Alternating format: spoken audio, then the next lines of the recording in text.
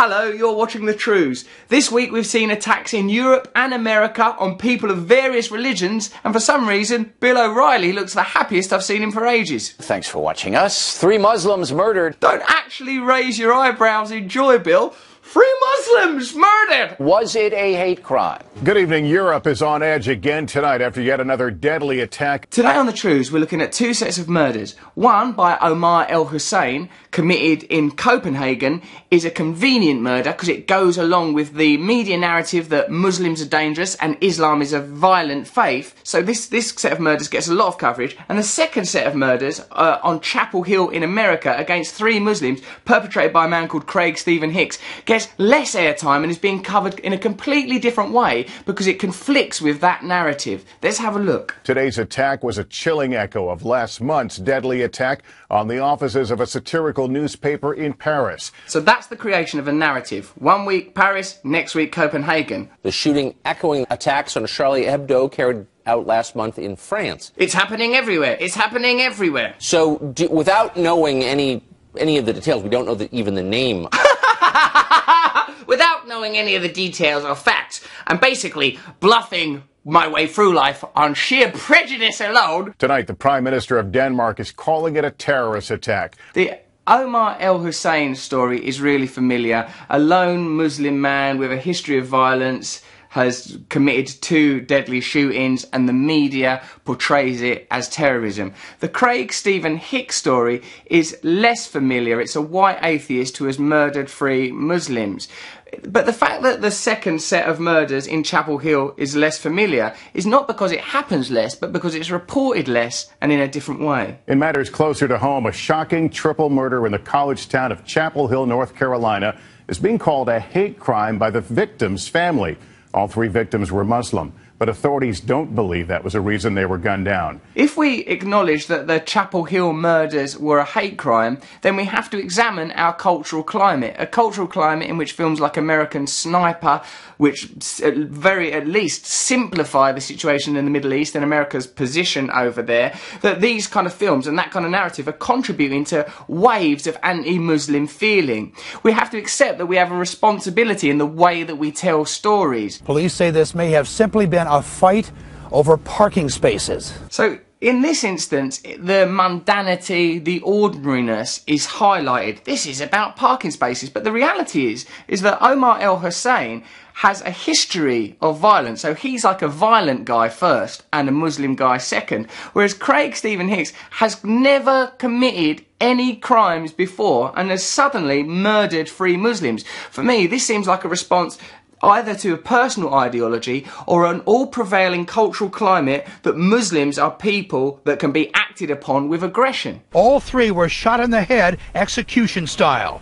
The victims were Muslims who'd grown up in America. But even that's a weird bit of language. They're Americans. They're Americans. These people were Christians that had grown up in America. Americans, you'd call them. So Muslims somehow got in here and then they grew up in America to be Muslims. Say Americans, then it won't seem like you've got a bias against Muslims. No! Chapel Hill police and other authorities say they believe the shootings were the result of a parking dispute. Well, that's convenient because there's not a global ideology about parking spaces, is there? We can't all get behind that. We can't all send hashtags about parking spaces. But if it was the murder of Muslims because there's a climate where Muslims are constantly vilified or looked at suspiciously, where there are cartoons of them looking animalistic, then it might seem like it had a bit more weight behind it. But fortunately, this is just a parking dispute. On Tuesday in Chapel Hill, 3 Muslim students were murdered, shot dead. Police have arrested 46-year-old Craig Stephen Hicks. The FBI now looking into possible hate crime violations, but that investigation has just begun.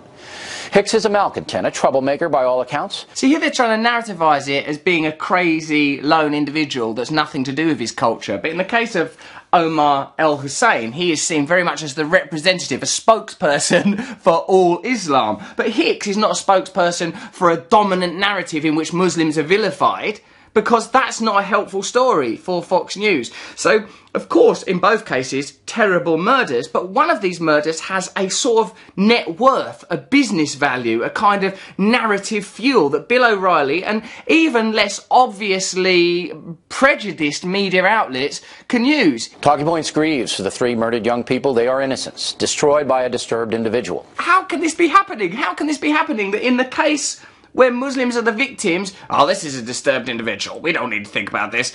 There's been a murder in Copenhagen by a Muslim. Ah! Again!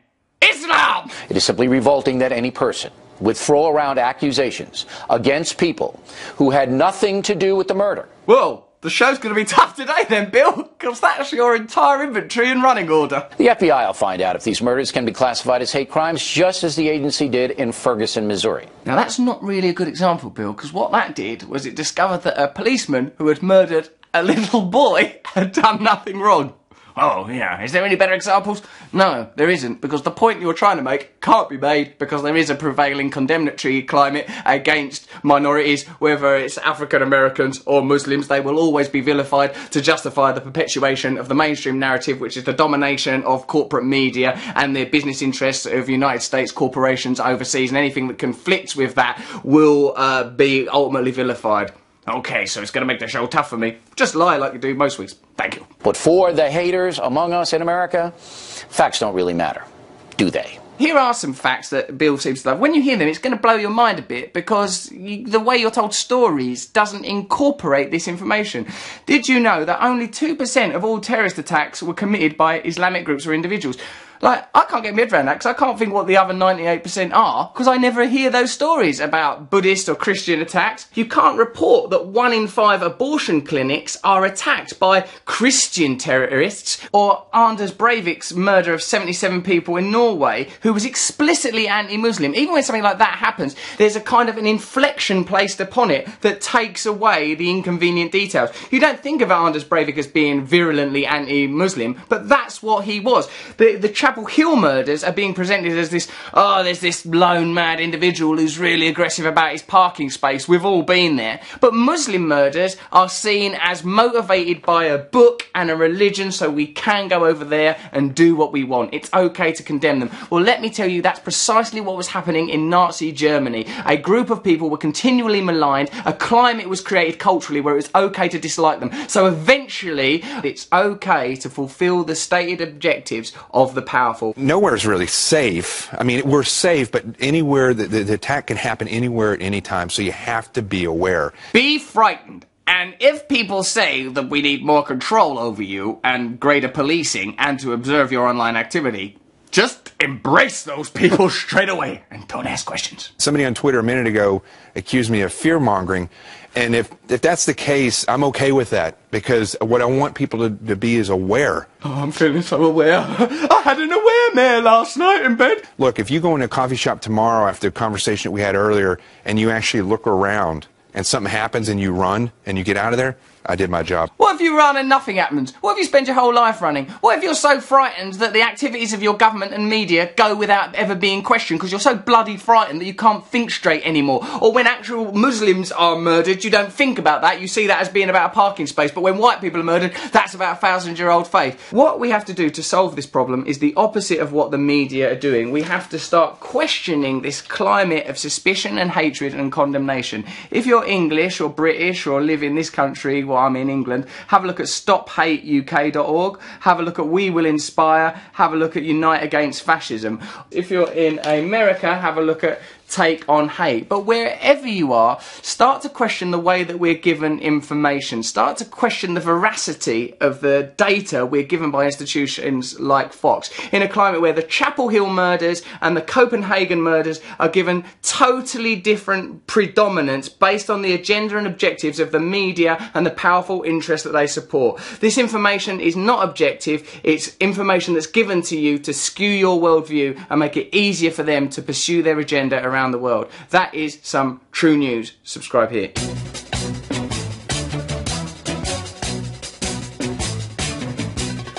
Nose is a tool that is abused to fool you and to leave you scared and confused. Truths is like the nose. If the nose was true, I want some truths. Let's let's have some truth.